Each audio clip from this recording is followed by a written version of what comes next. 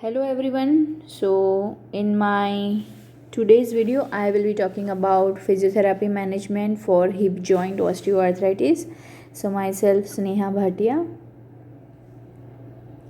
So according to YouTube analytics 90% of my audience have yet not subscribed to my channel. So please subscribe to my channel and press the bell icon to get notified for the next video.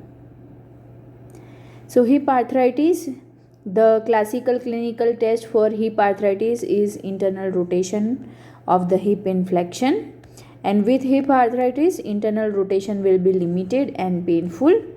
Radiographic examination includes an AP and lateral views of the hip joint.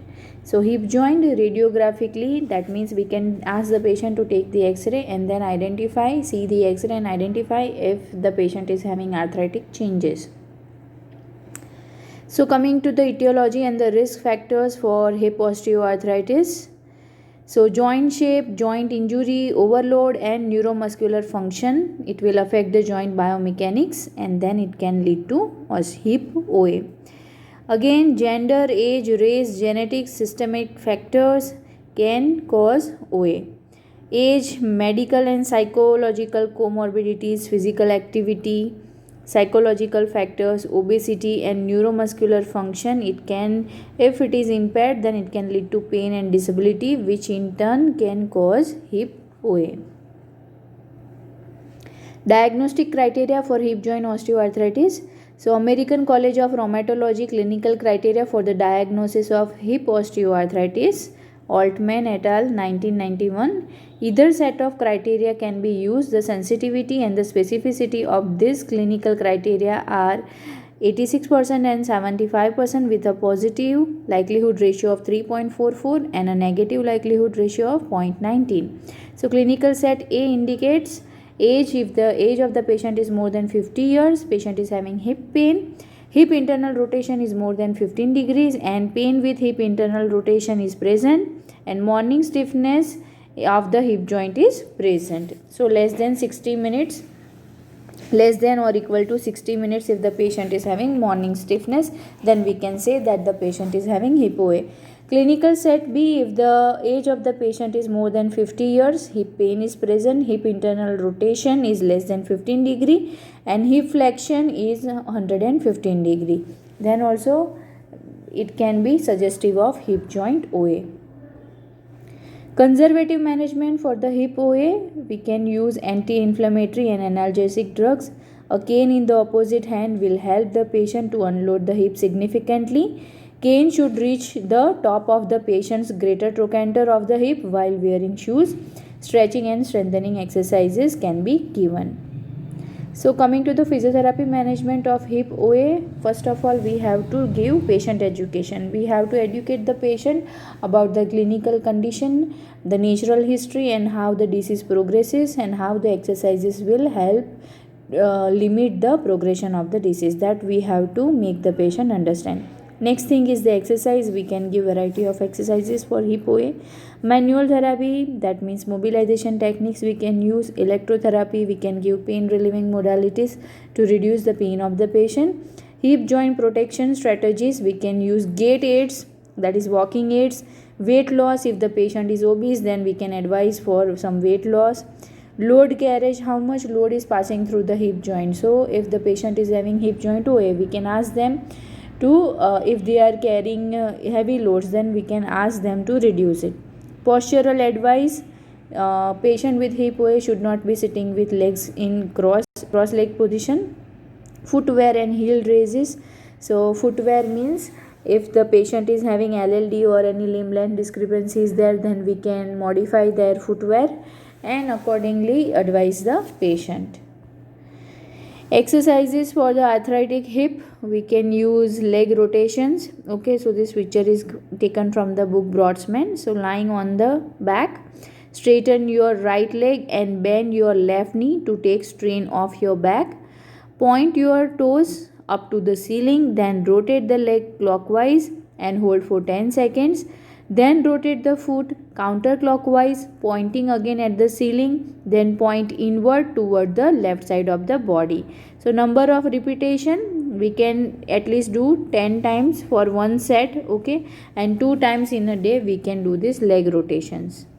So here you can see on the right hand side, you can see the picture of leg rotation. The patient internally and externally rotates the hip while lying in supine position. Leg raises. So in this picture we can see patient is sitting with the help of a chair. Patient is in standing position, the help of a chair, and performing leg raises. So stand next to a chair and lean on it for support. Raise your left leg to the front as far as you can, keeping it straight. Lower your left leg and repeat the exercise with your right leg. Face the chair and leaning on it for support. Lift your left leg out to the side as far as you comfortably can. Lower your left leg and repeat the exercise with your right leg. So 10 to 15 repetition can be done. Again, these exercises can be done twice in a day. Next is knee crossovers. So knee crossovers we can see in the picture 6.4. Lie on the right side of the bed or floor, resting your head on your right arm for support. Bend your left arm in front of your chest. Straighten your legs. Bend your left knee and pull it towards your chest. Your left foot should have moved close to your right knee.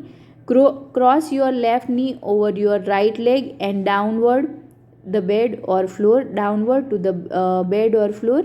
Keeping your left foot on the right knee, lift the left knee and return it to its starting position. Roll onto your left side and repeat the exercise with your right leg. Strengthening exercises, leg scissors against resistance. So with the use of TheraPen, patient can perform this exercise. So leg scissors against the resistance. Loop elastic tubing over your ankles, calves or thighs. Lie on your back on a bed or floor and extend your legs straight in front of you. Let your arms rest at your sides. Spread your legs as far as you can, moving them against the resistance of the elastic tubing, and then bring them back together. If your doctor permits, you may raise your legs slightly off the bed or floor before spreading them. So again, you can do this exercise 2 to 3 times a day, and 10 repetition can be performed for one set. Straight leg raise, everyone knows this exercise. In the picture 6.6 we can see that. Lie on your back, keep both the knees bent and your feet flat on the floor or bed. Let your arms rest at your side. Straighten your right leg and then, while keeping your knee straight, lift it as high as you can. Lower your leg slowly to the floor and bend your knee, returning to your starting position. Repeat the exercise with your left leg. So number of repetition 10 to 15 repetition, and twice in a day patient can perform this exercise. Knee to chest lifts. Lie on your back. Keep both the knees bent and your feet flat on the floor or bed. Let your arms rest at your sides. Bend your right leg at the hip, bringing your knee as close to your chest as you can. Lower your leg slowly to its starting position and relax. Repeat the exercise with your left leg. 10 repetition can be performed, and patient can perform this 2 or 3 times in a day. So in this picture 6.7 we can see knee to chest lifts. Exercise for the arthritic hip, side kicks. So side kicks, lying on your right side, resting your head on your right arm for support. Bend your left arm in front of your chest and bend your right knee, keeping your upper leg straight and in line with your body. Lift it as high as you can. Make sure that your toes remain pointing forward. Hold the position for a few seconds, then lower your leg slowly. Turn on your left side and perform the side kicks with your right leg. So again, in this picture 6.8 we can see side kicks, or it is also called as hip abduction movement. So in side lying position patient can perform this exercise. Minimal sit downs, flexing the knees only to 30 degrees. So stand in front of a chair or up against the wall. Let your arms rest at your sides. Bend your hips and knees and begin to lower yourself into a sitting position. Stop when you are halfway into the chair or 30 seconds of bend and return to a standing position. Do not use your hands and arms to help lower and raise yourself. Do not bend the knees deeply. This should barely bend the knees. So again 10 to 15 repetition can be done. In this picture 6.9 we can see 30-degree mini squat with the patient in standing position over a chair. So suggested exercise plan for patient with osteoarthritis of hip. Mild symptoms. If the patient is having mild symptoms, then active range of motion exercises can be done. And stretches for hip flexor, adductor, iliotibial band and gastrocnemius muscle, and for the hamstring tendons can be performed. Strengthening exercises can be done. Aerobic conditioning can be done, preferably walk 1 hour 5 times a week. Aquatic therapy in warm water can be useful because it is unloading the joint. If the patient is having moderate to severe symptoms or patient is having pain while performing range of motion, then active assisted range of motion exercises can be performed. Stretches can be done. Isometric strengthening only when ROM is less painful. Physical therapy modalities as needed. Unloaded ambulation can be performed. So this is the picture showing various movements of the hip joint. So we can see adduction movement, abduction movement with the help of a TheraBand. Patient is in standing position, and we can see hip flexion and extension movement in the pictures. So these exercises with the help of a TheraBand we can ask the patient to do. It will help for the mobility of the hip joint as well as it will strengthen the muscles of the hip joint. So again some yoga poses also can be performed by the patient if there is stiffness and they are having tight hips. So seated figure 4 stretch, reclined pigeon pose, yoga squat, low lunge, bound angle pose, seated spinal twist, half happy baby pose, reclined bound angle pose, lizard pose, and fire lock pose modification. So these are the some yoga poses which can help improve the flexibility of the hip joint.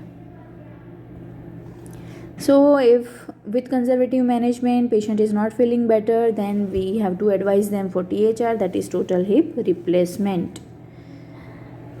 So what is the research saying? Efficacy and potential determinants of exercise therapy in knee and hip OA, a systematic review and meta-analysis.